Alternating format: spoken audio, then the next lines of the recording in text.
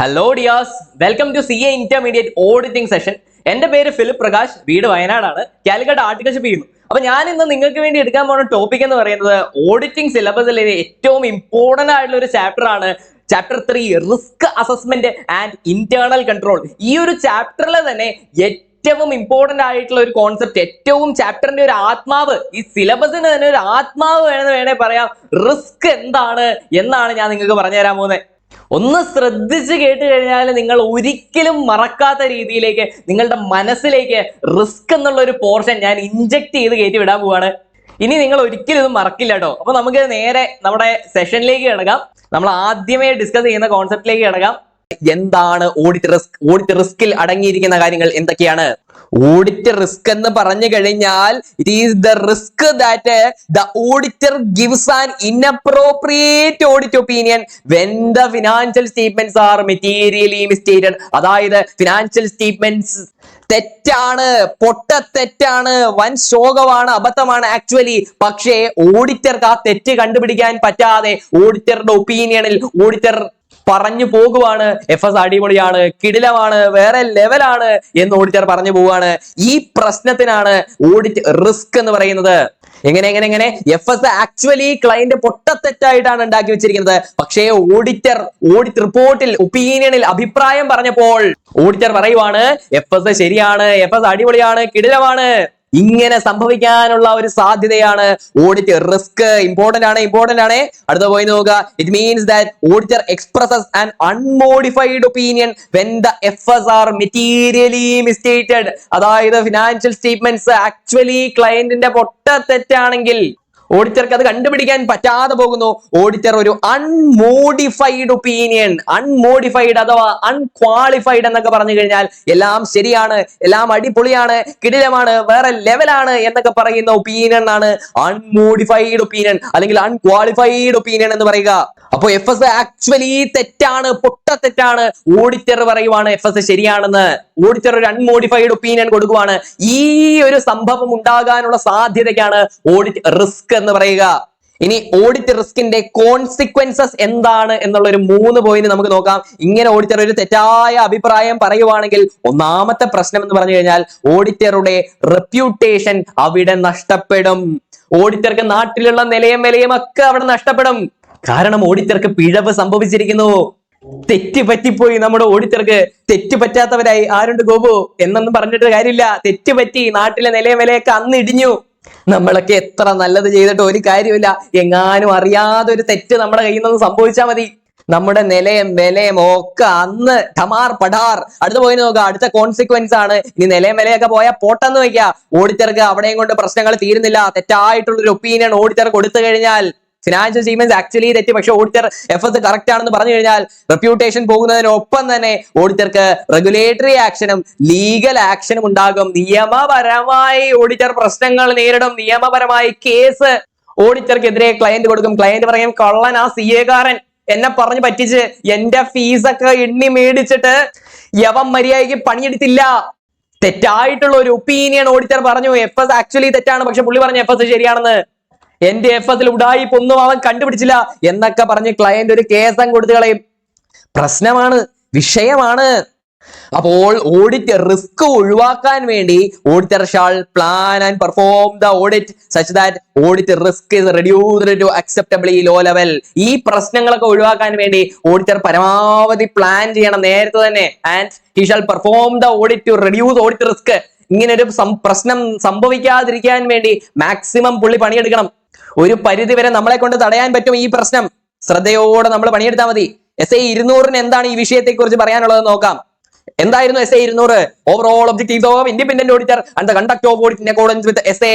Chapter 1 നമ്മൾ പഠിച്ചതാ. SA 200 നമ്മൾ SA ചാപ്റ്റർ 1 പഠിച്ചതാണെങ്കിൽ പോലും ചാപ്റ്റർ 3 തലയിട്ട് കയറി വന്നേക്കുവാണ്. പുള്ളി എന്നിട്ട് തലയിട്ട് ഒരു ഒപ്പീനിയൻ അങ്ങ് പറഞ്ഞേക്കുവാണ്, ഒരു അഭിപ്രായം അങ്ങ് പറഞ്ഞേക്കുവാണ്.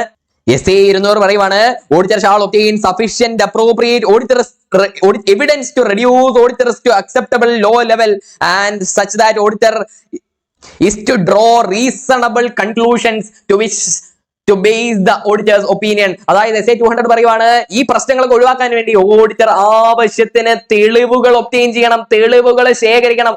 ഓഡിറ്റർ എന്തൊരു അഭിപ്രായം പറയുന്നുണ്ടെങ്കിലും എന്തൊരു കൺക്ലൂഷനിലേക്കാണ് ഓഡിറ്റർ എത്തിച്ചേരുന്നതെങ്കിലും അതിനാവശ്യത്തിന് തെളിവുണ്ടെങ്കിൽ മാത്രമേ ഓഡിറ്റർ ആ ഒരു കൺക്ലൂഷനിലേക്കും ആ ഒരു ഒപ്പീനിയൻ ആ ഒരു അഭിപ്രായത്തിലേക്കും എത്തിച്ചേരാൻ പാടുള്ളൂ. ഇതൊക്കെ നിങ്ങളുടെ അർത്ഥം മനസ്സിലാക്കാൻ വേണ്ടി പറയുന്നതാണ്.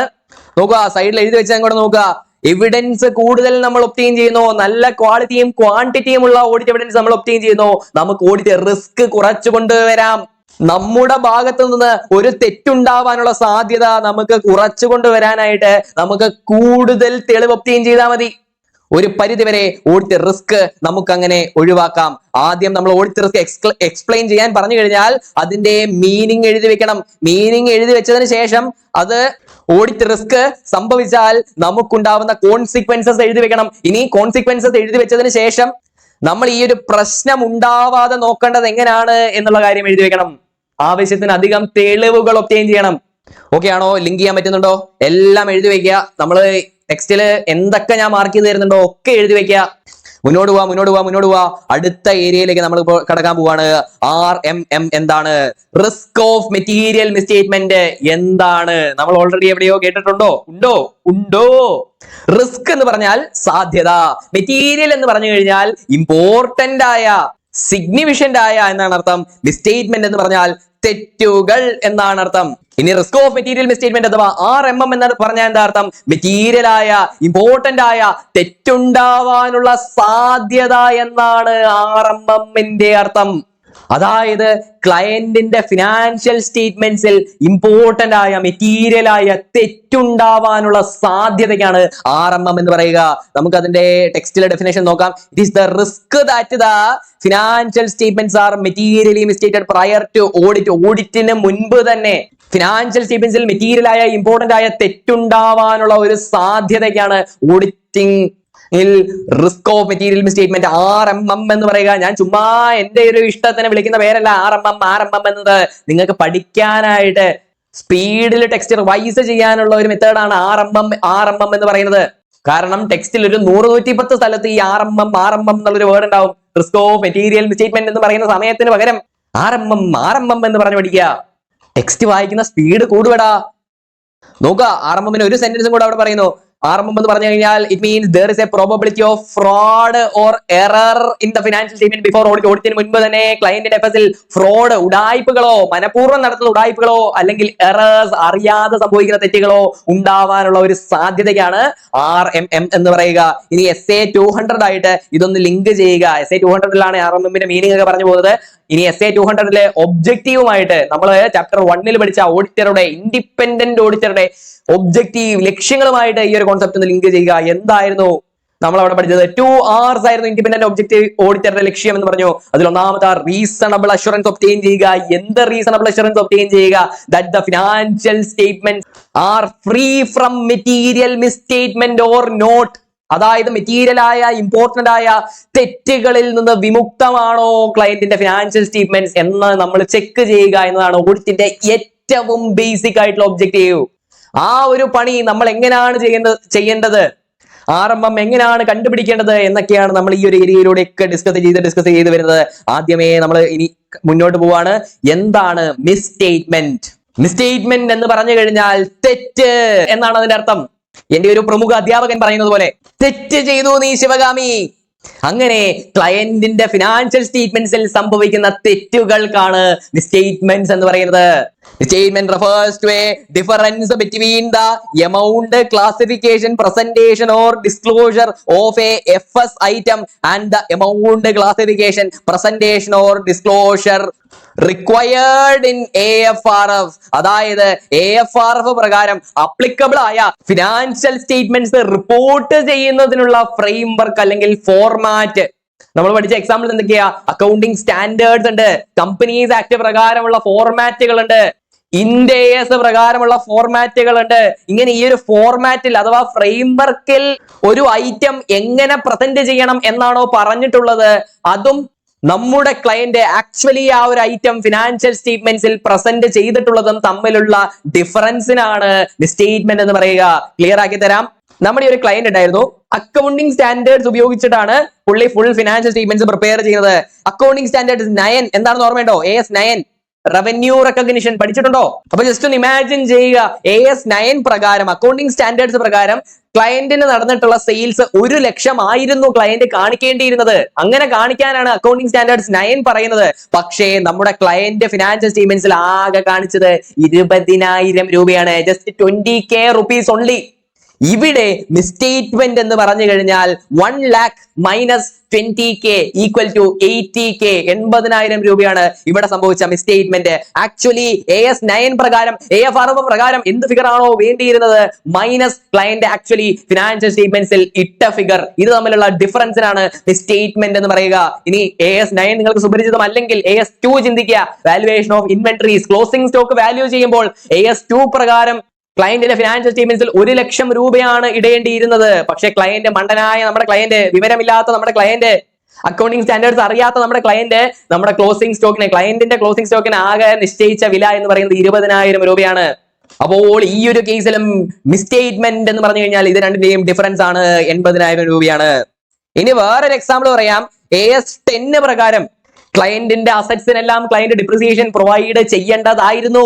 പക്ഷെ നമ്മുടെ ക്ലയന്റ് ഡിപ്രിസിയേഷൻ പ്രൊവൈഡ് ചെയ്തില്ല. പുള്ളിക്ക് അത് എന്താണെന്ന് അറിയത്തില്ലായിരുന്നു.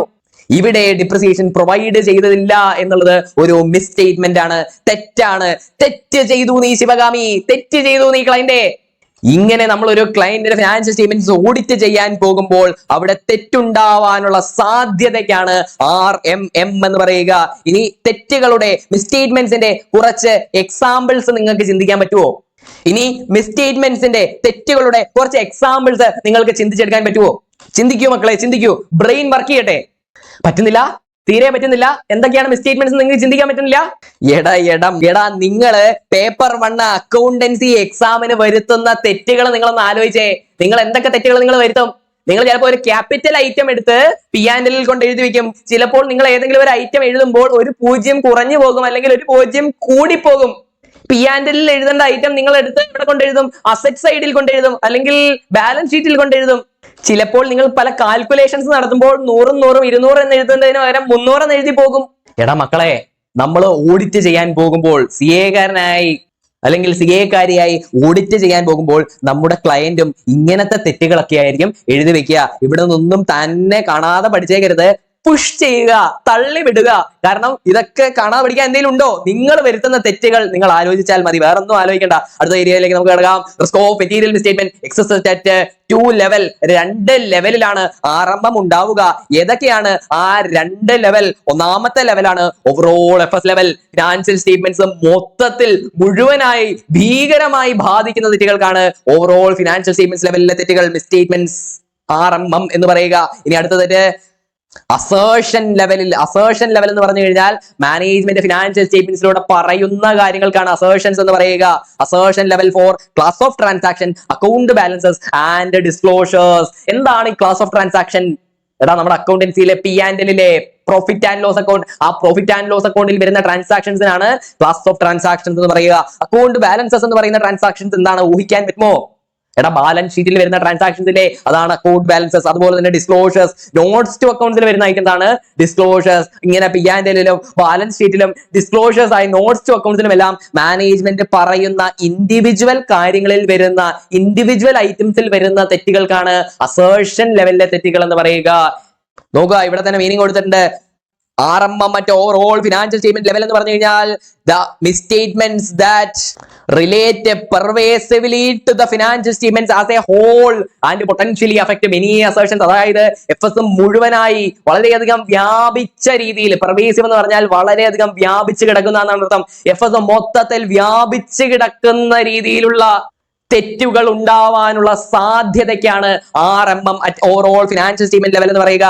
ഇതിന്റെ എക്സാമ്പിൾ സൈഡിൽ എഴുതി വെച്ചോളുക. ഒരു സെയിൽസ് ഫ്രോഡ് അല്ലെങ്കിൽ മൊത്തത്തിൽ ഒരു ഫ്രോഡ് എന്ന് നിങ്ങൾ എഴുതി വെച്ചോളുക. ആ ഒരു ഫ്രോഡ് വഴി ക്യാഷ് ഒരു കള്ളൻ അടിച്ചു മാറ്റി, ക്ലോസിംഗ് സ്റ്റോക്ക് ഒരു കള്ളൻ അടിച്ചു മാറ്റി, സെയിൽസ് നിന്ന് കിട്ടിയ ക്യാഷ് ഒക്കെ മൊത്തം പോയി, ഫുൾ അടിച്ചു മാറ്റിക്കൊണ്ടുപോയി, അസറ്റ്സ് എല്ലാം അടിച്ചു മാറ്റിക്കൊണ്ടുപോയി. വേറെ വിലപിടിപ്പുള്ള FS എന്തൊക്കെ ഐറ്റം ഉണ്ടോ അതൊക്കെ എടുത്തുകൊണ്ട് പോയി എന്നങ്ങ് വിചാരിക്കുക. പക്ഷെ നമ്മുടെ പാവം ക്ലയന്റ് ഇതൊന്നും അറിഞ്ഞില്ല. ക്ലയന്റ് ഈ പറഞ്ഞ ഐറ്റംസ് എല്ലാം ഉണ്ട്, ക്യാഷ് ഉണ്ട്, അസറ്റ്സ് ഉണ്ട്, ബാക്കി എല്ലാം ഉണ്ട് എന്നുള്ള രീതിയിൽ FS പ്രിപ്പയർ ചെയ്തു. സത്യത്തിൽ ആ ഒരു ഫ്രോഡ് മൊത്തത്തിൽ FS ബാധിച്ചിട്ടുണ്ട്. ഇങ്ങനെ ഒരു ഫ്രോഡ് നടക്കാനുള്ള സാധ്യത എന്ന് പറഞ്ഞാൽ ഓവറോൾ ഫിനാൻഷ്യൽ സ്റ്റേറ്റ്മെന്റ് ലെവലിൽ വരുന്ന RMM ആണ്. മൊത്തത്തിൽ FS ബാധിക്കാൻ സാധ്യതയുള്ള ഒരു തെറ്റ്. ഇനി RMM അറ്റ് അസേർഷൻ ലെവൽ എന്ന് പറഞ്ഞു കഴിഞ്ഞാൽ മാനേജ്മെന്റ് പറയുന്ന പെർട്ടിക്കുലർ ഒരു ഐറ്റത്തിൽ വരാൻ സാധ്യതയുള്ള തെറ്റ്. ഒരു ഉദാഹരണത്തിന്, ഒരു സെയിൽസ് എൻട്രിയിൽ ചെറിയൊരു മിസ്റ്റേക്ക് പറ്റി. 1000 രൂപയുടെ സെയിൽസ് നടന്നു എന്ന് എഴുതേണ്ടതിന് പകരം അറിയാതെ ക്ലയന്റ് എഴുതിയത് മാറിപ്പോയി, 900 രൂപയുടെ സെയിൽസ് എന്ന് ആയിപ്പോയി. ഒരൊറ്റ സെയിൽസ് എൻട്രിയിൽ മിസ്റ്റേക്ക് പറ്റി, ക്ലയന്റ് അത് തിരിച്ചറിഞ്ഞില്ല. ഇത് എന്ന് പറഞ്ഞാൽ FS മൊത്തത്തിൽ ബാധിക്കുന്ന തെറ്റല്ല, സെയിൽസ് എന്ന ഐറ്റത്തെയും പിന്നെ ക്യാഷോ ബാങ്കോ ആ ഒരു ഐറ്റത്തെയും മാത്രം ബാധിക്കുന്ന തെറ്റാണ്, ഇൻഡിവിജ്വൽ ഐറ്റത്തെ ബാധിക്കുന്ന തെറ്റാണ്. ഇനി എഴുതി വെച്ചേക്ക സൈഡിലെ മീനിങ്, നമ്മൾ പറഞ്ഞ മീനിങ് ഓവറോൾ FS ലെവലിന്റെ സൈഡിൽ എഴുതി വെക്കുക. ഇറ്റ് അഫക്ട്സ് ഓൾമോസ്റ്റ് മുഴുവൻ FS ബാധിക്കാൻ സാധ്യതയുള്ള തെറ്റുകൾക്കാണ് RMM at overall FS level എന്ന് പറയുക. ഇനി പർട്ടിക്കുലർ ആയിട്ട് ഏതെങ്കിലും ഒന്നോ രണ്ടോ ഐറ്റത്തെ മാത്രം ബാധിക്കാനുള്ള തെറ്റുകളാണ്, അല്ലാതെ FS മൊത്തത്തിൽ ബാധിക്കുന്നില്ലെങ്കിൽ നമ്മൾ അതിനെ അസേർഷൻ ലെവലിലുള്ള തെറ്റുകൾ എന്ന് പറയും. P&L ഏതെങ്കിലും ഐറ്റത്തെയോ ബാലൻസ് ഷീറ്റിൽ ഏതെങ്കിലും ഐറ്റത്തെയോ ഡിസ്ക്ലോഷേഴ്സിൽ ഏതെങ്കിലും ഐറ്റത്തെയോ മാത്രം ബാധിക്കാൻ സാധ്യതയുള്ള തെറ്റുകൾ, അതാണ് അസേർഷൻ ലെവലിലുള്ള തെറ്റുകൾ എന്ന് പറയുക. അടുത്ത ഏരിയയിലേക്ക് നമ്മൾ മുന്നോട്ട് പോവാണ്. What are the components of RMM? RMM-ന്റെ മെറ്റീരിയൽ ആയ ഇമ്പോർട്ടന്റ് ആയ തെറ്റുണ്ടാവാനുള്ള സാധ്യതകളുടെ കമ്പോണൻസ് എന്തൊക്കെയാണ്? രണ്ടായിട്ട് ഈ ഒരു സാധ്യതകൾ നമുക്ക് ഡിവൈഡ് ചെയ്തെടുക്കാൻ പറ്റും. എന്തൊക്കെയാണ് ആ ഒരു രണ്ട് കമ്പോണൻസ്? ഒന്ന് ഇൻഹറന്റ് റിസ്ക്, രണ്ട് കൺട്രോൾ റിസ്ക്. അതെന്താണ് നമുക്ക് ഡീറ്റെയിൽഡ് ആയിട്ട് കാണാം. അതിനു മുമ്പ് ഒരൊറ്റ പോയിന്റ് കൂടെ ഞാൻ പറയുന്നു. RMM അഥവാ ഈ പറയുന്ന ഇൻഹറന്റ് റിസ്ക്, കൺട്രോൾ റിസ്ക് എന്ന് പറയുന്നത് ക്ലയന്റുമായി മാത്രം റിലേറ്റഡ് ആയിട്ടുള്ള പ്രശ്നങ്ങളാണ്. ക്ലയന്റിന്റെ ഫിനാൻഷ്യൽ സ്റ്റേറ്റ്മെന്റ്സിൽ അത് പ്രിപ്പയർ ചെയ്യുന്ന ആൾക്കാർ വരുത്തുന്ന തെറ്റുകളാണ്. ഇവിടെ പറയുന്ന ഇൻഹറന്റ് റിസ്കും കൺട്രോൾ റിസ്കും RMM എല്ലാം ഓഡിറ്ററുമായി ഇതിനൊരു ബന്ധമില്ല. ഓഡിറ്റർക്ക് ഈ തെറ്റുകൾ കുറയ്ക്കാനോ കൂട്ടാനോ സാധിക്കത്തില്ല. ഇതെല്ലാം ക്ലയന്റ് വരുത്തി വെക്കുന്നതാണ്. ഓർമ്മയിൽ ഉണ്ടാവുക. നമുക്ക് ഇനി അതിന്റെ മീനിങ് നോക്കാം. എന്താണ് ഇൻഹറന്റ് റിസ്ക്? സൈഡിൽ എഴുതിയിരിക്കുന്നത് വായിക്കുക. ഇൻഹറന്റ് റിസ്ക് എന്ന് പറഞ്ഞു കഴിഞ്ഞാൽ ഇന്റേണൽ കൺട്രോൾസ് ഇല്ലാത്തപ്പോൾ വരാൻ സാധ്യതയുള്ള തെറ്റുകൾ. ഇനി വളരെ സിമ്പിൾ ആയിട്ട് പറഞ്ഞു കഴിഞ്ഞാൽ ഒരു CCTV ഇല്ലാത്ത ATM അല്ലെങ്കിൽ ഒരു ബാങ്കിൽ വരാൻ സാധ്യതയുള്ള തെറ്റുകൾ, അതിനാണ് ഇൻഹറന്റ് റിസ്ക് എന്ന് പറയുക. CCTV ഇല്ലാത്ത ATM എന്ന് പറയുന്നത് ഗോളില്ലാത്ത ഗോൾ പോസ്റ്റ് പോലെയാണ്. കള്ളന്മാർ എപ്പോഴെങ്കിലും വന്ന് കയറി സാധനങ്ങൾ അടിച്ചു മാറ്റി വീട്ടിൽ കൊണ്ടുപോകും. അതേ പ്രശ്നങ്ങളാണ് നമ്മൾ ഇന്റേണൽ റിസ്കിലും കാണുക. ഇന്റേണൽ കൺട്രോൾസ് ഇല്ലാത്തപ്പോൾ ഉണ്ടാവാൻ സാധ്യതയുള്ള തെറ്റുകൾ നോക്കുക. ടെക്സ്റ്റിൽ അതിന്റെ മീനിങ് വായിക്കുക. ഇൻഹറന്റ് റിസ്ക് എന്ന് പറഞ്ഞു കഴിഞ്ഞാൽ it is the susceptibility of an assertion. Susceptibility എന്ന് പറഞ്ഞാൽ സാധ്യത എന്നാണ് അർത്ഥം. about a class of transaction, account balance or disclosure, P&L, balance sheet or notes to accounts item, that a misstatement could be material before consideration of any related controls. അതാണ് underline ചെയ്യുന്നത്. ഒരു internal കൺട്രോൾസും ഇല്ലാത്തപ്പോൾ എന്തൊക്കെ തെറ്റുകൾ ഒരു client financial സ്റ്റേറ്റ്മെന്റ്സിൽ വരാൻ സാധ്യതയുണ്ടോ അതിനാണ് ഇൻഹറന്റ് റിസ്ക് എന്ന് പറയുക. ഇൻഹറന്റ് റിസ്ക് മനസ്സിലാക്കിയതിനു ശേഷം നമ്മൾ അടുത്ത ഏരിയയിലേക്ക് പോവാണ്. അതിന് തൊട്ട് മുമ്പ് രണ്ട് എക്സാമ്പിൾ കൂടെ ഇവിടെ പറയുന്നു. ATM-ൽ CCTV ഇല്ല, ഇൻഹറന്റ് റിസ്ക് ആണ്. അടുത്തത് വേറൊരു അക്കൗണ്ടിങ് സോഫ്റ്റ്വെയർ, ക്ലയന്റിന്റെ അക്കൗണ്ടിങ് സോഫ്റ്റ്വെയറിൽ ആന്റി വൈറസ് ഇല്ല. വൈറസ് കയറി എല്ലാം തൂത്തുവാരി അങ്ങ് പോവും, ഒരു ഡാറ്റ പോലും ബാക്കി ഉണ്ടാവില്ല. പ്രശ്നമാണ്, വിഷയമാണ്. ഇങ്ങനത്തെ തെറ്റുകൾക്കാണ് ഇൻഹറന്റ് റിസ്ക് എന്ന് പറയുക. നമ്മുടെ പ്രാക്ടിക്കലായി ഓഡിറ്റുമായി ഏറ്റവും റിലേറ്റബിൾ ആയിട്ടുള്ള എക്സാമ്പിൾ ആണ് accounting software without antivirus. ഒരു ടാലി മനസ്സിൽ സങ്കല്പിക്കുക. ആ ടാലിയിൽ ആന്റി വൈറസ് ഇല്ലെങ്കിൽ വൈറസും ഹാക്കേഴ്സും എല്ലാം കയറും. ടാലിയിൽ നമ്മൾ ഇട്ട് വെക്കുന്ന ഫിഗേഴ്സ് ആയിരിക്കത്തില്ല. പിന്നീട് നമ്മൾ നോക്കുമ്പോൾ കാണുന്നത് ഹാക്കേഴ്സും വൈറസ് ഒക്കെ ആ ഫിഗേഴ്സ് ഒക്കെ ചിലപ്പോൾ മാറ്റിക്കളയും. ഫിഗേഴ്സിലൊക്കെ ഓട്ടോമാറ്റിക്കൽ ചേഞ്ച് വരും, പ്രശ്നങ്ങൾ സംഭവിക്കും, തെറ്റുകൾ സംഭവിക്കും. ഇതിനാണ് ഇൻഹറന്റ് റിസ്ക് എന്ന് പറയുന്നത്. അടുത്തത് എന്താണ് കൺട്രോൾ റിസ്ക് എന്ന് പറയുക. കൺട്രോൾ റിസ്ക് എന്ന് പറഞ്ഞു കഴിഞ്ഞാൽ ഇന്റേണൽ കൺട്രോൾ ഉണ്ട് എന്നാലും വരാൻ സാധ്യതയുള്ള തെറ്റുകൾ. അതായത് ATM-ൽ CCTV ഉണ്ട് എന്നാലും വരാൻ സാധ്യതയുള്ള തെറ്റുകൾ. ചിലപ്പോൾ CCTV ഉണ്ടെങ്കിലും CCTV മോശമായിരിക്കും, വർക്ക് ചെയ്യാത്ത CCTV ആയിരിക്കും. അപ്പോൾ സംഭവിക്കാൻ സാധ്യതയുള്ള തെറ്റുകൾ. ഇനി നല്ലൊരു CCTV ആണെന്ന് തന്നെ വിചാരിച്ചോ, ചിലപ്പോൾ കള്ളന്മാർ അതിസമർത്ഥരായിരിക്കാം. മിഷൻ ഇമ്പോസിബിൾ സിനിമയൊക്കെ ഓർമ്മയില്ലേ? എന്തൊക്കെ ടെക്നോളജി ഉണ്ടെന്ന് വിചാരിച്ചാലും കാര്യമില്ല, അടിച്ചു മാറ്റണമെന്ന് വിചാരിച്ചാൽ അടിച്ചു മാറ്റുമെന്നുള്ള രീതിയിലുള്ള കള്ളന്മാരുണ്ടെങ്കിൽ അതും കൺട്രോൾ റിസ്ക് ആണ്. ഇന്റേണൽ കൺട്രോൾ ഉണ്ടെങ്കിലും നമുക്ക് നമ്മുടെ ക്ലയന്റിന്റെ ഫിനാൻഷ്യൽ സ്റ്റേറ്റ്മെന്റ്സിൽ തെറ്റ് വരാനുള്ള സാധ്യതയാണ് കൺട്രോൾ റിസ്ക് എന്ന് പറയുക. അതിന്റെ മീനിങ് നോക്കാം. Control risk is the risk that a misstatement could occur in an assertion about a class of transaction, account balance or disclosure that could be material that will not be prevented, detected or corrected by the entity's internal control. Internal controlനെ കൊണ്ട് prevent ചെയ്യാനോ detect ചെയ്യാനോ correct ചെയ്യാനോ പറ്റാത്ത തെറ്റുകൾ, അവയാണ് control risk എന്ന് പറയുക. അങ്ങനെ ഒരു തെറ്റുണ്ടാവാനുള്ള സാധ്യതയ്ക്കാണ് കൺട്രോൾ റിസ്ക് എന്ന് പറയുക. ATM-ൽ CCTV ഉണ്ട്, എന്നാലും വരാൻ സാധ്യതയുള്ള തെറ്റുകൾ. ഈ രണ്ട് ടൈപ്പ് ഓഫ് തെറ്റുകളാണ് ഒരു ക്ലയന്റിന്റെ FS-ലെ RMM ഉണ്ടാവുന്നത്. ഒരു കൺട്രോൾ ഉണ്ട്, CCTV ഉണ്ട്, പക്ഷെ അത് ഫോളോ ചെയ്യുന്നില്ല അല്ലെങ്കിൽ വർക്ക് ചെയ്യുന്നില്ല. ഫയർ എക്സ്റ്റിംഗ്വിഷർ ഉണ്ട്, പക്ഷെ ആ ഫയർ എക്സ്റ്റിംഗ്വിഷറിൽ ഗ്യാസ് നിറച്ചിട്ടില്ല. തോക്കുണ്ട്, പക്ഷെ വെടിവെക്കാൻ അറിയത്തില്ല. ഇതാണ് കൺട്രോൾ റിസ്ക് എന്ന് പറയുന്നത്. ഇത് നമ്മൾ നേരത്തെ പറഞ്ഞ എക്സാമ്പിൾ നമ്മുടെ ആന്റി വൈറസ് എക്സാമ്പിൾ ആയിട്ട് ചിന്തിച്ചോ. ആന്റി വൈറസ് ഒക്കെ ഉണ്ട്, എന്നാലും ആ ഒരു ആന്റി വൈറസ് വളരെ ലോ ക്വാളിറ്റി ആന്റി വൈറസ് ആണ്. ഇങ്ങനത്തെ സാഹചര്യങ്ങളാണ് കൺട്രോൾ റിസ്ക് എന്ന് പറയുന്നത്. ഈ ഇൻഹറന്റ് റിസ്കും കൺട്രോൾ റിസ്കും കൂടിച്ചേരുമ്പോഴാണ് RMM ഉണ്ടാവുന്നത്. ഇന്റേണൽ കൺട്രോൾ ഇല്ലാത്തപ്പോൾ സംഭവിക്കാൻ സാധ്യതയുള്ള തെറ്റുകളും ഇന്റേണൽ കൺട്രോൾ ഉണ്ടെങ്കിലും സംഭവിക്കാൻ സാധ്യതയുള്ള തെറ്റുകളും, ഇത് രണ്ടിന്റെയും ഒരു ടോട്ടലാണ് RMM എന്ന് പറയുന്നത്. CCTV ഇല്ലാത്ത ATM-ൽ വരാൻ സാധ്യതയുള്ള തെറ്റുകളും CCTV ഉണ്ടെങ്കിലും ATM-ൽ വരാൻ സാധ്യതയുള്ള തെറ്റുകളും, ഇത് രണ്ടിന്റെയും ടോട്ടലാണ് RMM എന്ന് പറയുന്നത്. ക്ലിയർ ആണോ? സെറ്റ് ആണോ? മനസ്സിലായോ? പ്രോപ്പർ ആയിട്ട് മനസ്സിലായോ?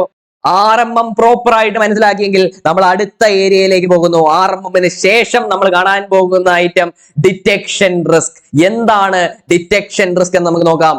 ഡിറ്റക്ഷൻ റിസ്ക് എന്ന് പറഞ്ഞു കഴിഞ്ഞാൽ ഒരു ഓഡിറ്റർക്ക് കണ്ടുപിടിക്കാൻ വിട്ടുപോയേക്കാവുന്ന അല്ലെങ്കിൽ കണ്ടുപിടിക്കാൻ സാധിക്കാത്ത പ്രശ്നങ്ങൾ, കണ്ടുപിടിക്കാൻ സാധിക്കാത്ത തെറ്റുകൾക്കാണ് ഡിറ്റക്ഷൻ റിസ്ക് എന്ന് പറയുന്നത്.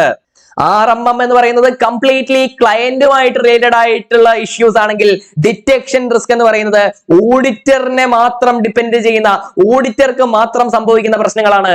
ടെക്സ്റ്റിലെ മീനിങ് വായിക്കുക. It defines procedures performed by auditor to reduce auditor risk will not detect a misstatement that exists and that could be material.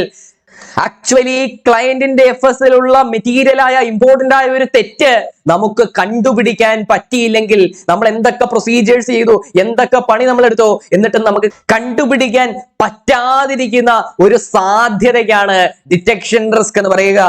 ഇപ്പറയുന്ന detection risk രണ്ട് തരമുണ്ട്. ഒന്ന് സാമ്പിളിംഗ് റിസ്ക്, രണ്ട് നോൺ സാമ്പിളിംഗ് റിസ്ക്. എന്താണ് sampling risk എന്ന് നോക്കാം. നമ്മൾ പണ്ട് പഠിച്ചിട്ടില്ലേ? 10ാം ക്ലാസ്സിലും 12ാം ക്ലാസ്സിലും 8ാം ക്ലാസ്സിലും 7ാം ക്ലാസ്സിലും ഒക്കെ പഠിച്ചിട്ടുണ്ടാവും. സാമ്പിളിംഗ് എന്ന് പറഞ്ഞാൽ എന്താന്ന്. ഇനി അതൊക്കെ മറന്നുപോയാലും സാരില്ലടാ കുഞ്ഞുങ്ങളെ, നമുക്ക് നോക്കാം എന്താണ് സാമ്പിളിംഗ് എന്ന്. നമ്മുടെ ക്ലയന്റിന് 1,00,000 പർച്ചേസ് ഇൻവോയ്സസ് ഉണ്ടെന്ന് വിചാരിക്കുക. അതായത് 1,00,000 കെട്ടുകണക്കിന് ഇങ്ങനെ അടുക്കി വെച്ചിരിക്കുന്ന പേപ്പറുകൾ പോലെ പർച്ചേസ് നടത്തിയതിന്റെ ബില്ല് ക്ലയന്റിന്റെ അടുത്തുണ്ട്. ഓരോന്നായിട്ട് നമ്മൾ ചെക്ക് ചെയ്തിട്ട് ഡേറ്റ് കറക്റ്റ് ആണോ, എമൗണ്ട് കറക്റ്റ് ആണോ, GST എമൗണ്ട് കറക്റ്റ് ആണോ എന്നൊക്കെ ഇരുന്ന് ചെക്ക് ചെയ്യാൻ പറ്റുമോ? അങ്ങനെ ഓരോന്നായിട്ട് ഈ 1,00,000 എണ്ണം ചെക്ക് ചെയ്യാൻ വേണ്ടി മാത്രം വേണം 2-3 മാസം. അപ്പോൾ സമയം ലാഭിക്കാൻ വേണ്ടി നമ്മൾ ഈ ഒരു 1,00,000 പർച്ചേസ് ബില്ലിൽ നിന്നും ഒരു 1000 എണ്ണം ഇടയ്ക്ക് നിന്ന് എടുക്കും. സാമ്പിൾ ആയിട്ട് നമ്മൾ എടുക്കും. എന്നിട്ട് നമ്മൾ സാമ്പിളിൽ നമ്മുടെ പ്രൊസീജിയേഴ്സ് എല്ലാം ചെയ്യും. അങ്ങനെ ഈ 1000 സാമ്പിളിൽ നിന്ന് നമുക്ക് ഒരു മിസ്റ്റേക്ക്, ഒരു തെറ്റ് കണ്ടുപിടിക്കാൻ പറ്റി എന്നുണ്ടെങ്കിൽ അതിന്റെ അർത്ഥം എന്ന് പറയുന്നത് 1,00,000 പർച്ചേസ് ഇൻവോയ്സസിൽ ഒരു 100 തെറ്റുണ്ടാവും എന്നാണ്. 1000 സാമ്പിളിൽ ഒരു തെറ്റ്, 1000 × 100 ആണ് 1,00,000. അതുകൊണ്ട് തന്നെ 1 × 100 ടോട്ടൽ 1,00,000 പോപ്പുലേഷനിൽ 1,00,000 പർച്ചേസ് ഇൻവോയ്സസിൽ 100 തെറ്റുണ്ടാവും എന്നൊരു അസംഷനിലേക്ക്, ഒന്നൊരു കൺക്ലൂഷനിലേക്ക് നമ്മൾ എത്തിപ്പെടും. ബേസിക് മാത്തമാറ്റിക്സ് എടാ. 1000-ൽ ഒരു തെറ്റ് എങ്കിൽ 1,00,000-ൽ എത്ര തെറ്റ്? 100 തെറ്റ്. ബേസിക് മാത്തമാറ്റിക്സ് നമ്മൾ ഉപയോഗിച്ച് കണ്ടുപിടിക്കും. പക്ഷേ ക്ലയന്റിന്റെ 1,00,000 പർച്ചേസ് ഇൻവോയ്സിൽ ആക്ച്വലി 150 തെറ്റുണ്ടായിരുന്നു എന്ന് വിചാരിക്കുക. സാമ്പിളിംഗ് വഴി നമ്മൾ മനസ്സിലാക്കിയെടുത്തത് ആകെ 100 തെറ്റേ ഉള്ളൂ എന്നാണ്. അപ്പൊ ഇവിടെ സാമ്പിളിംഗ് റിസ്ക് എന്ന് പറയുന്നത് 150 ആക്ച്വലി അവിടെ ഉണ്ടായിരുന്ന തെറ്റും മൈനസ് സാമ്പിളിംഗ് വഴി നമ്മൾ കണ്ടുപിടിച്ച തെറ്റുകളുമാണ്. ഇങ്ങനെ സാമ്പിളിംഗ് റിസ്കുമായിട്ട് ഒരു ബന്ധവുമില്ലാത്ത മറ്റെല്ലാ റിസ്കുകളും നോൺ സാമ്പിളിംഗ് റിസ്ക് ആണ്. അതായത് സാമ്പിളിംഗ് വഴി അല്ലാതെ നമ്മൾ എന്തെങ്കിലും ഒരു തെറ്റ് കണ്ടുപിടിക്കാൻ വിട്ടുപോയേക്കാവുന്ന ഒരു സാധ്യതയ്ക്ക് നോൺ സാമ്പിളിംഗ് റിസ്ക് എന്ന് പറയും. ഒരു ഉദാഹരണത്തിന് ക്ലയന്റ് ക്യാപിറ്റൽ ഐറ്റം ആയിട്ട് അസറ്റ് സൈഡിൽ എഴുതേണ്ട ഒരു ഐറ്റം എടുത്ത് P&L എക്സ്പെൻസ് സൈഡിൽ കൊണ്ടിട്ടു. സാമ്പിളിംഗുമായിട്ട് അതുവഴി ഒരു ബന്ധവുമില്ല. ഈ തെറ്റ് നമ്മൾ കണ്ടുപിടിക്കാൻ വിട്ടുപോയേക്കാനുള്ള സാധ്യതയ്ക്ക് നോൺ സാമ്പിളിംഗ് റിസ്ക് എന്ന് പറയും. അല്ലെങ്കിൽ ക്ലയന്റ് ഫിനാൻഷ്യൽ സ്റ്റേറ്റ്മെന്റ്സിൽ എമൗണ്ട് എഴുതിയപ്പോൾ ഒരു 0 കൂടിപ്പോയി. ഈ തെറ്റ് നമ്മൾ കണ്ടുപിടിക്കാതിരിക്കാനുള്ള സാധ്യതയ്ക്ക് നോൺ സാമ്പിളിംഗ് റിസ്ക് എന്ന് പറയും. കാരണം ഇതിന് സാമ്പിളിംഗ് തമ്മിൽ ഒരു ബന്ധമില്ല. നമ്മൾ ഒരു സാമ്പിളും ഇവിടെ എടുക്കുന്നില്ല. ബാക്കി എല്ലാ കാറ്റഗറിയും നോൺ സാമ്പിളിംഗ് റിസ്കിലാണ് വരുന്നത്. ഓക്കെ ആണോ? സാമ്പിളിംഗ് റിസ്കിന്റെ ആ ഒരു ഡെഫിനേഷൻ നോക്കിയേ. Conclusion based on sample is different from the conclusion from entire population. Sampling വഴി നമ്മൾ എത്തിയ കൺക്ലൂഷൻ 100 തെറ്റുണ്ടായേക്കാം എന്നുള്ള ഒരു conclusion. It is different from actual population. Actually അവിടെ 150 തെറ്റുകൾ ഉണ്ടായിരുന്നു. ഇങ്ങനെ ഒരു ഡിഫറൻസ് വരാനുള്ള സാധ്യതയ്ക്കാണ് സാമ്പിളിംഗ് റിസ്ക് എന്ന് പറയുക. Sample was not representative of the population. ഇതല്ലാത്ത മറ്റെന്ത് രീതിയിലും ഓഡിറ്റർ ഒരു തെറ്റായ കൺക്ലൂഷനിൽ എത്തിപ്പെടാനുള്ള സാധ്യതയ്ക്ക് നോൺ സാമ്പിളിംഗ് റിസ്ക് എന്ന് പറയും. സിമ്പിൾ അല്ലേ? ഇവിടെ ടെക്സ്റ്റിൽ കൊടുത്തിരിക്കുന്നത് നോക്കിയേ. Any other risk other than sampling risk is non sampling risk. പട്ടി ഏതാ പൂച്ച ഏതാ എന്നുള്ളൊരു ചോദ്യത്തിന് പട്ടി അല്ലാത്തതെല്ലാം പൂച്ചയാണ് എന്നുള്ളൊരു ഉത്തരം. ഓക്കെ ഗൈസ്, മുന്നോട്ട് പോകാം. ഇനിയുള്ളൊരു ചോദ്യമാണ്, ഓഡിറ്റ് റിസ്കിൽ എന്താണ് ഇൻക്ലൂഡ് ചെയ്യാത്തത്? നമ്മൾ നേരത്തെ കണ്ടു ഓഡിറ്റ് റിസ്ക് എന്ന് പറഞ്ഞാൽ എന്തായിരുന്നു? FS ആക്ച്വലി തെറ്റാണ്, FS പൊട്ട തെറ്റാണ്, ശോകമാണ്, അബദ്ധമാണ്. പക്ഷെ ഓഡിറ്റർ പറയുവാണ് FS കറക്റ്റ് ആണ്, FS കിടിലമാണ്, FS അടിപൊളിയാണ്, വേറെ ലെവലാണ്. ഇങ്ങനെ സംഭവിക്കാനുള്ള സാധ്യതയ്ക്കാണ് ഓഡിറ്റ് റിസ്ക് എന്ന് പറയുന്നത്. ഇനി ഓഡിറ്റ് റിസ്കിൽ ഉൾപ്പെടാത്ത കാര്യങ്ങൾ എന്തൊക്കെയാണ്? ഒന്നാമത്തെ പോയിന്റ് നോക്കുക. Audit risk does not refer to auditor's business risk. ഓഡിറ്റർക്ക് CA-കാരന് ബിസിനസ്സിൽ നിന്ന് സംഭവിക്കുന്ന റിസ്കുകൾ ഒന്നും ഓഡിറ്റ് റിസ്കിൽ പെടത്തില്ല. അതായത് നമുക്കെതിരെ ക്ലയന്റ് ഒരു കേസ് കൊടുത്തു, അതിൽ നിന്ന് നമുക്കൊരു ലോസ് ഉണ്ടായി, ബിസിനസ് ലോസ് ഉണ്ടായി, നമ്മുടെ കയ്യിൽ നിന്ന് കുറച്ച് പൈസ കയ്യിൽ നിന്ന് പോയി, ലോസ് ഉണ്ടായി. ഈ ലോസ് ഒന്നും ഓഡിറ്റ് റിസ്ക് അല്ല. അഡ്വേഴ്സ് പബ്ലിസിറ്റി, നമുക്ക് നാട്ടിൽ നിലയും വിലയൊക്കെ പോയി, ഇതൊന്നും ഓഡിറ്റ് റിസ്ക് അല്ല. അല്ലെങ്കിൽ ഓഡിറ്റ് ചെയ്തപ്പോൾ നമുക്ക് എന്തെങ്കിലും ബുദ്ധിമുട്ടുകൾ ഉണ്ടായി, നമുക്ക് എന്തെങ്കിലും പ്രശ്നങ്ങൾ ഉണ്ടായി, എന്തെങ്കിലും ഇവന്റ് സംഭവിച്ചു, ഇതൊന്നും ഓഡിറ്റ് റിസ്ക് അല്ല. രണ്ടാമത്തെ പോയിന്റ് നോക്കിയേ. It also does not include risk that the auditor might express an opinion on the financial statements that the FS are materially misstated when they are not. അതായത് FS actually correct ആണ്, actually FS അടിപൊളിയാണ്, കിടിലമാണ്, വേറെ ലെവലാണ്. പക്ഷെ auditor പറയുവാണ് FS തെറ്റാണ്, FS ശോകമാണ്, FS അബദ്ധമാണ്. ഇങ്ങനെ സംഭവിക്കാനുള്ള ഒരു സാധ്യതയ്ക്ക് ഓഡിറ്റ് റിസ്ക് എന്ന് പറയത്തില്ല. ഇതിന്റെ നേരെ ഉൾട്ടയാണ് ഓഡിറ്റ് റിസ്ക്. FS ആക്ച്വലി തെറ്റാണ്, പക്ഷെ അത് ഓഡിറ്റർ കണ്ടുപിടിക്കാൻ വിട്ടുപോയേക്കും. ഓഡിറ്റർ പറയുവാണ് FS ശരിയാണെന്ന്. ഇങ്ങനെ സംഭവിക്കുന്നതാണ് ഓഡിറ്റ് റിസ്ക്. ഇത് ശ്രദ്ധിക്കണേ, ശരിക്കും അർത്ഥം മനസ്സിലാക്കണേ. FS is actually correct but auditor says FS is wrong. Auditor പറയുവാണ് FS തെറ്റാണെന്ന്, ആക്ച്വലി FS കറക്റ്റ് ആണ്. ഇത് ഓഡിറ്റ് റിസ്ക് അല്ല. ഓഡിറ്റ് റിസ്ക് എന്ന് പറഞ്ഞാൽ FS ആക്ച്വലി തെറ്റാണ്, FS ആക്ച്വലി വിഷയമാണ്, അബദ്ധമാണ്. പക്ഷെ ഓഡിറ്റർ പറയുവാണ് FS അടിപൊളിയാണ്, കിടിലമാണ്, വേറെ ലെവലാണ്. അപ്പോൾ ബിസിനസ് റിസ്കും അതുപോലെ തന്നെ FS ആക്ച്വലി കറക്റ്റ് ആണ്, പക്ഷെ ഓഡിറ്റർ പറയുവാണ് FS തെറ്റാണ്. ഈ രണ്ട് കാര്യങ്ങൾ ഓഡിറ്റ് റിസ്ക് അല്ല. MCQ ആയിട്ട് ചോദിച്ചേക്കാം, ഡിസ്ക്രിപ്റ്റീവ് ക്വസ്റ്റ്യൻ ആയിട്ട് ചോദിച്ചേക്കാം, എങ്ങനെ വേണേലും ചോദിച്ചേക്കാം. ഇനി നമുക്കൊരു ചെറിയൊരു ഇക്വേഷനിലേക്ക് കിടക്കാം. പേജ് 3.10 എടുക്കുക. ഓഡിറ്റ് റിസ്ക് എന്ന് പറഞ്ഞു കഴിഞ്ഞാൽ RMM ഇൻറ്റു ഡിറ്റക്ഷൻ റിസ്ക്. അതായത് ഒരു ക്ലയന്റിന്റെ ഫിനാൻഷ്യൽ സ്റ്റേറ്റ്മെന്റ്സിൽ തെറ്റുണ്ടാവാനുള്ള സാധ്യതയും ആ തെറ്റ് ഓഡിറ്റർ കണ്ടുപിടിക്കാതിരിക്കാനുള്ള സാധ്യതയും, ഈ രണ്ട് സാധ്യതകളും ഒന്നിച്ച് വരുമ്പോഴാണ് അവിടെ ഒരു ഓഡിറ്റ് റിസ്ക് ഉണ്ടാവുന്നത്. എങ്ങനെ ക്ലയന്റിന്റെ FS തെറ്റുണ്ടാവാനുള്ള സാധ്യതയും ആ തെറ്റ് നമ്മൾ ഓഡിറ്റർ എന്ന നിലയ്ക്ക് കണ്ടുപിടിക്കാതിരിക്കാനുള്ള സാധ്യതയും, ഈ രണ്ട് സാധ്യതകളും ഒന്നിച്ചു ചേരുമ്പോഴാണ് ഓഡിറ്റ് റിസ്ക് ഉണ്ടാവുന്നത്. ഇനി നമ്മൾ നേരത്തെ പഠിച്ചിരുന്നു RMM നമുക്ക് രണ്ടായിട്ട് ഡിവൈഡ് ചെയ്യാമെന്നുള്ളത്. ഓഡിറ്റ് റിസ്ക് എന്ന് പറഞ്ഞു കഴിഞ്ഞാൽ RMM രണ്ടായിട്ട് ഡിവൈഡ് ചെയ്യുന്നു. ഇൻഹറന്റ് റിസ്കും കൺട്രോൾ റിസ്കും ഡിറ്റക്ഷൻ റിസ്കും കൂടിച്ചേരുമ്പോൾ ഉണ്ടാവുന്നതാണ്. RMM രണ്ടായിട്ട് ഡിവൈഡ് ചെയ്തിട്ടാണ് ഇൻഹറന്റ് റിസ്കും കൺട്രോൾ റിസ്കും ഉണ്ടായത്. ഇൻഹറന്റ് റിസ്ക് എന്ന് പറഞ്ഞു കഴിഞ്ഞാൽ ഇന്റേണൽ കൺട്രോൾ ഇല്ലാത്തപ്പോൾ ഉണ്ടാവാൻ സാധ്യതയുള്ള തെറ്റും, അതുപോലെ തന്നെ ഇന്റേണൽ കൺട്രോൾ IC ഉണ്ടെങ്കിലും സംഭവിക്കാൻ സാധ്യതയുള്ള തെറ്റും. ഇതിനോടൊപ്പം ഈ തെറ്റുകളൊക്കെ കണ്ടുപിടിക്കാതിരിക്കാനുള്ള ഒരു സാധ്യതയും ഒന്നിച്ചു ചേരുമ്പോഴാണ് ഓഡിറ്റ് റിസ്ക് ഉണ്ടാവുന്നത്. Risk of material misstatement RMM inherent റിസ്കും കൺട്രോൾ റിസ്ക് പക്ക ക്ലയന്റിന്റെ ലെവലിൽ, ക്ലയന്റിന്റെ FSൽ ക്ലയന്റ് വരുത്തുന്ന മിസ്റ്റേക്സ് ആണ്. ഡിറ്റക്ഷൻ റിസ്ക് എന്ന് പറയുന്നത് ഓഡിറ്ററുടെ ലെവലിൽ ഓഡിറ്റർ വരുത്തുന്ന ഒരു മിസ്റ്റേക്ക് ആണ്, ഒരു പ്രശ്നമാണ്. ഈ രണ്ടും കൂടിച്ചേരുമ്പോഴാണ് ഓഡിറ്റ് റിസ്ക് ഉണ്ടാവുന്നത്. ക്ലിയർ ആണോ? സെറ്റ് ആണോ? ഓക്കെ ആണോ? ഈ ഒരു ചാർട്ടും കൂടെ നോക്കിയാൽ തൊട്ട് മുമ്പത്തെ പേജിൽ ഓഡിറ്റ് റിസ്ക് രണ്ടായിട്ട് ഡിവൈഡ് ചെയ്തിരിക്കുന്നു. RMM ഡിറ്റക്ഷൻ റിസ്ക്, ഇത് രണ്ടും കൂടിച്ചേരുമ്പോഴാണ് ഓഡിറ്റ് റിസ്ക് ഉണ്ടാവുന്നത്. RMM രണ്ടായിട്ട് ഡിവൈഡ് ചെയ്തിരിക്കുന്നു. ഇൻഹറന്റ് റിസ്കും കൺട്രോൾ റിസ്കും, ഈ രണ്ട് റിസ്കും കൂടിച്ചേരുമ്പോഴാണ് RMM ഉണ്ടാവുന്നത്. ഡിറ്റക്ഷൻ റിസ്ക് അപ്പുറത്തെ സൈഡിൽ രണ്ടായിട്ട് ഡിവൈഡ് ചെയ്തിരിക്കുന്നു. സാമ്പിളിംഗ് റിസ്കും നോൺ സാമ്പിളിംഗ് റിസ്കും, ഈ രണ്ട് റിസ്കും കൂടിച്ചേരുമ്പോഴാണ് ഡിറ്റക്ഷൻ റിസ്ക് ഉണ്ടാവുന്നത്. സെറ്റ് ആണോ? ഓക്കെ ആണോ?